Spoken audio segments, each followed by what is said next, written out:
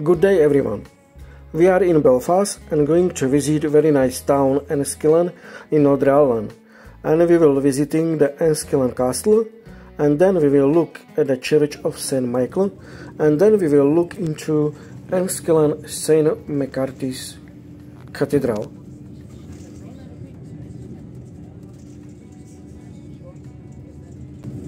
Enniskillen is a small town of 50,000 inhabitants living here.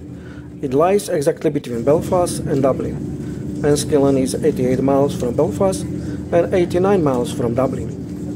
Enniskillen is the largest town in County Fermanagh of the Northern Ireland. It is in the middle of the county, between the upper and lower sections of Lough Erne. Lough Erne is the name of the two connected lakes in County Fermanagh in Northern Ireland. It is the second biggest lake system in Northern Ireland and Ulster, and the fourth biggest in Ireland. The town of Enniskillen lies on the short stretch of river between the lakes. The lake has more than 150 islands, along with many covers and inlets. The river Erne is 80 miles long.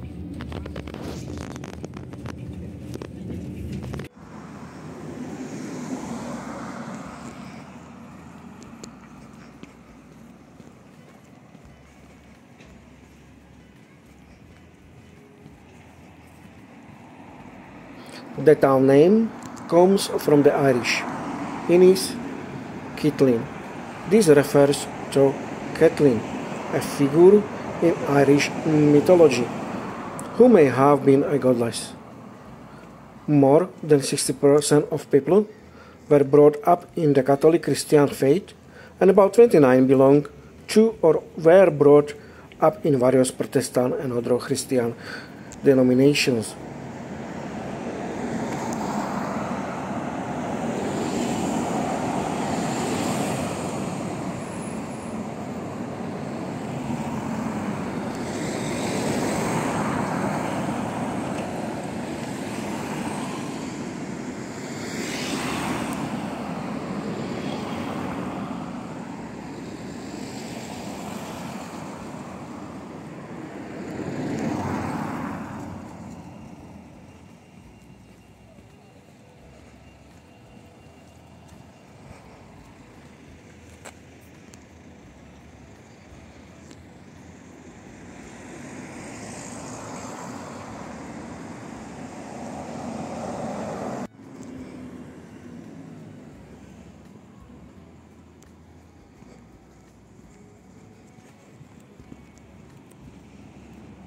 The town's oldest building is Enniskillen Castle, built by Hugh Magur the Hospitable, who died in 1429. Enniskillen Castle is around 600 years old.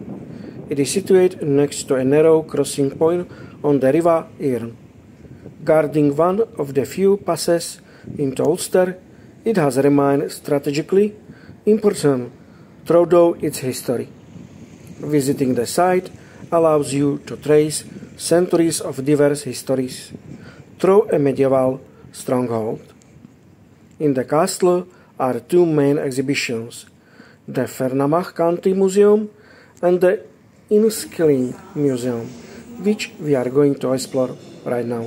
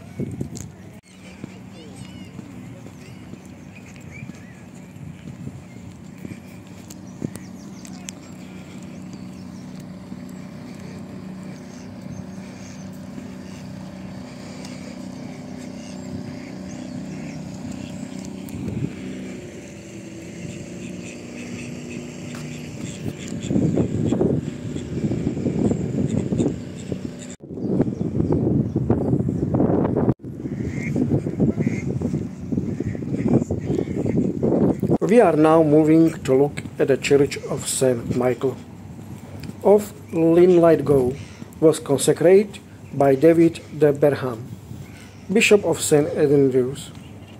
Whether he was hallowing a new building or redirecting an established house of God is not certain. What is clear is that the ancient kirk has for centuries been recognized as a place of worship and as an historical memorial without equal in Scotland.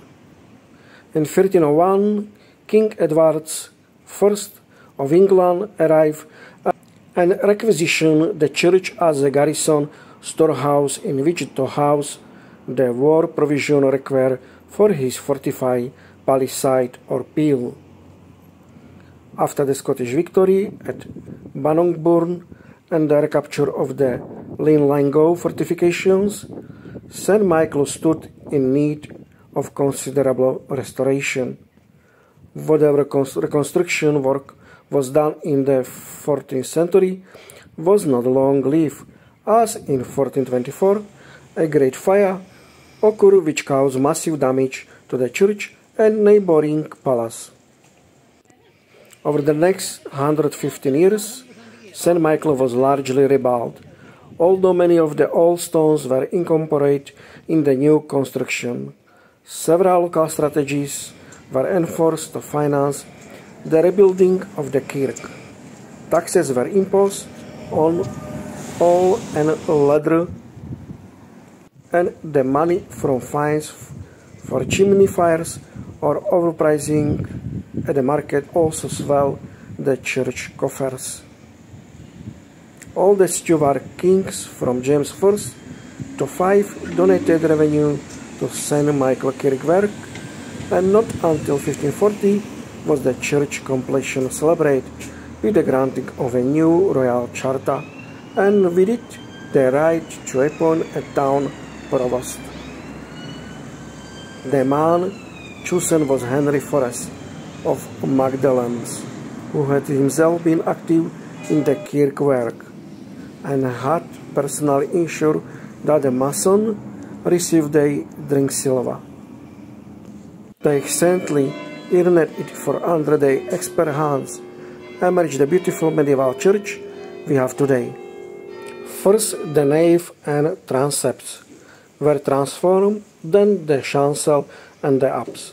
Outside, 20 each were filled with carvings of saints, and inside each of the 8 bays was graced with an altar attended by a staff of chantry priests. The solid square tower was furnished with a magnificent stone crown, topped with a weather vane bearing the favourite emblem of King James III. The church was further adorned with the erection of a beautiful oak roof bearing the arms of George Crichton, Vicar of St. Michael and later Bishop of Dunkeld. The ecclesiastical masterpiece, which Resal was much favoured as a place of worship by the Scottish monarch, most notable Mary Queen of Scots, who was born in Linlithgow Palace on December 8, 1542, and was baptized in St. Michael Church. In 1992, the Society of Friends of St. Michael Church celebrated the church's 750th anniversary with the installation of a new stained glass window in the St.Macartin aisle. The window created by St.Macartin is designed around the theme of Pentecost.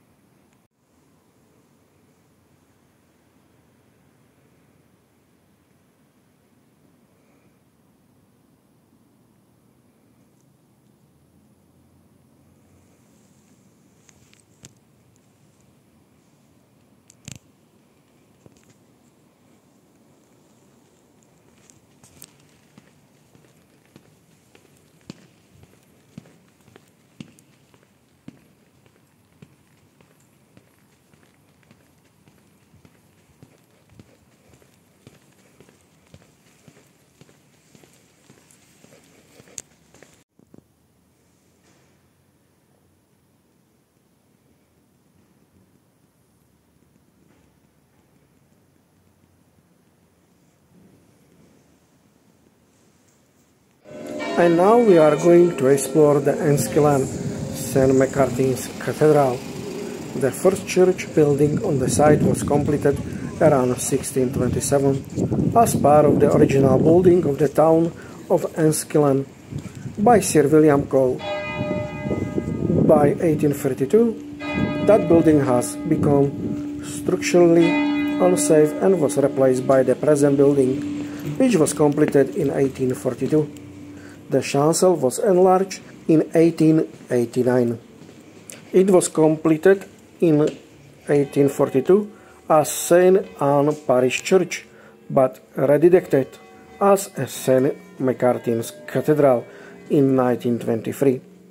It incorporates elements of a former church building and has a 100-foot, 45 meters tower and spire. The tower houses a peal of 10 bells, which can also be claimed to play tunes. That free manual electro-pneumatic action organ consists of 33 operate speaking stops, together with full pedal, bore and enclosed swell and chord divisions. In 1923, the church was rededicated as St. Macartin's Cathedral, this becoming the second cathedral of Clogher Diocese.